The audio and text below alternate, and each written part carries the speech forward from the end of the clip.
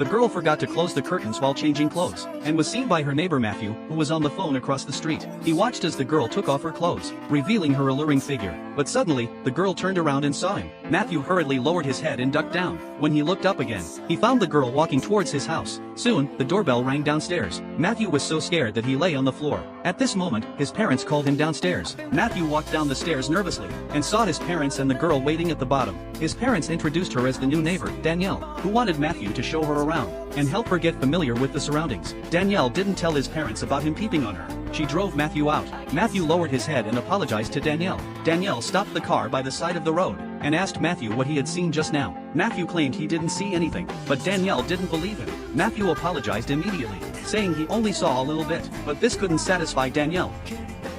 Yeah, right, like, it's just right here. No, never gonna happen.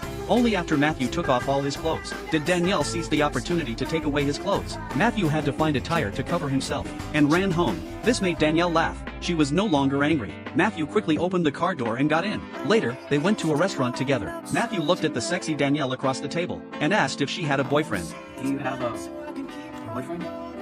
Before leaving, she even gave Matthew a portrait. Danielle found Matthew a bit cute, and Matthew also started to become fascinated with Danielle. Even in class, he was thinking about Danielle. When he looked out the window, he found Danielle teasing him outside. He had never skipped class before, but he was so excited that he chose to skip class immediately and went out to date Danielle. They read books and went camping together. At night, they even sneaked into someone else's swimming pool. They took off their clothes, feeling the comfort brought by the cool water. When they were gazing at each other affectionately and about to do something, the owner of the house came back. Matthew found out the owner was actually his principal. They quickly grabbed their clothes and ran away. Matthew took Danielle to his classmate's house to change clothes. The two classmates couldn't take their eyes off Danielle's figure. After changing clothes, Danielle took them to a party. Due to Danielle's outstanding beauty, she attracted a few hoodlums. Matthew was led away by a hoodlum, who said the party was full, and asked Matthew to leave. Matthew didn't know what to do. When he saw Danielle talking with the hoodlum, Matthew plucked up his courage and interrupted them. He went up and kissed Danielle. They kissed passionately. The hoodlum left awkwardly. Two good buddies watched enviously